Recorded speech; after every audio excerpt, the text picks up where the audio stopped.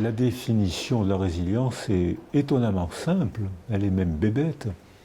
Comment reprendre un nouveau développement après une période d'agonie psychique provoquée par le traumatisme? C'est une définition bébête.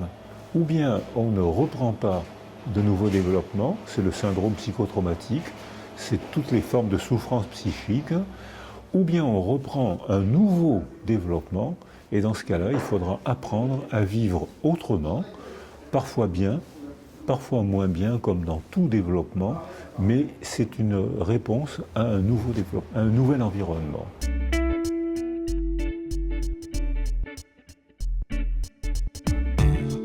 La définition de l'insécurité, bien sûr, se couple avec celle de la sécurité. C'est-à-dire que, quelle que soit la culture, tous nos enfants, à l'âge de 10-12 mois, c'est-à-dire fortement préverbaux, déjà 2 enfants sur 3 ont déjà acquis ce qu'on appelle un attachement sécure. Préverbalement, ils ont confiance en eux parce qu'autour d'eux, il y a eu une niche sensorielle, familiale, un foyer stable. Si on a été stabilisé par une sécurité familiale et culturelle au cours des premiers mois de notre vie, une information va devenir une invitation au jeu, à l'exploration, à la découverte.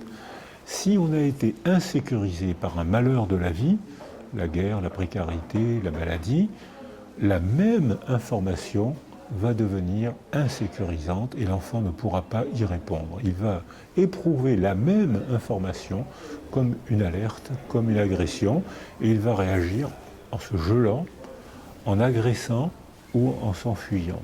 Donc il aura des troubles de la socialisation plus tard parce qu'il a été insécurisé par un accident de la vie. Donc la définition de l'insécurité, c'est que la même information, le monde devient effrayant.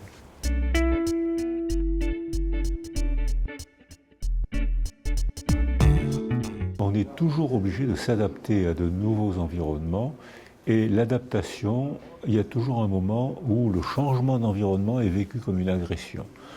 Mais l'agression peut parfois être suraiguë, c'est le traumatisme, on n'est pas préparé à la réponse, notre cerveau est sidéré, ce n'est pas une métaphore, c'est des photographies qui en neuroimagerie montrent que quand la réponse, quand l'évolution est violente, le trauma est intense et le cerveau ne peut plus traiter les informations. Et à l'inverse, quand l'évolution se fait en nous et autour de nous, c'est une transaction constante, donc c'est une agression chronique. Donc l'adaptation est plus facile et le traumatisme peut être développemental. Mais là, le cerveau n'est pas sidéré, simplement il consomme beaucoup d'énergie, ce qui fait que physiquement, on est stimulé et fatigué, et psychologiquement, on est contraint constamment à inventer de nouvelles solutions pour pouvoir vivre ensemble et vivre dans un milieu qui ne cesse d'évoluer.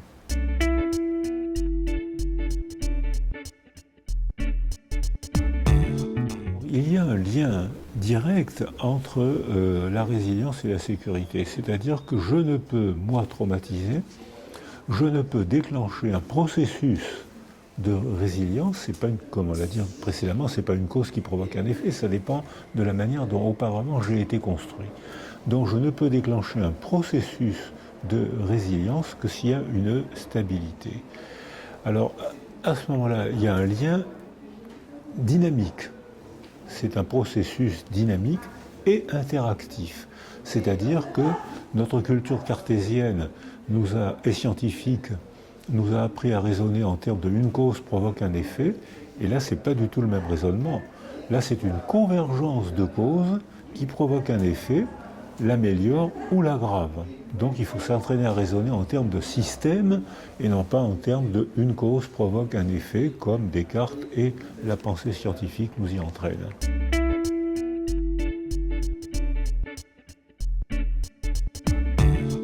Il y a des pays, des cultures qui ont une telle organisation qu'elles favorisent la résilience. Il y a par exemple, l'exemple typique, c'est au Guatemala, des Indiens ont été chassés de chez eux par un dictateur, bien sûr, qui pensait que les Indiens devaient quitter ce pays. Et certains Indiens sont partis près des frontières et ont gardé une cohérence de groupe dans leur exil. Ils ont gardé leur langue, leur musique, leur tradition, leur cuisine et ont continué à correspondre avec les Indiens qui avaient réussi à rester au pays. D'autres Indiens, au contraire, sont partis très loin, les hasards de l'émigration, et ils ont rompu, déchiré complètement avec la langue, les croyances, la cuisine, de tout ce qui fait une culture. Quand le dictateur est tombé, ce qui est le sort de la plupart des dictateurs, par bonheur, ils ont été autorisés à rentrer chez eux. Ceux qui avaient gardé des liens par une culture, qui avait gardé la tradition et l'espoir, pas prisonnières du passé, la tradition et l'espoir, c'est-à-dire ceux qui étaient capables de donner sens à la tragédie qui leur était arrivée, ont repris très vite un développement résilient parce qu'ils avaient gardé une stabilité en eux et ils ont construit un village qu'ils ont appelé Esperanza, Espérance.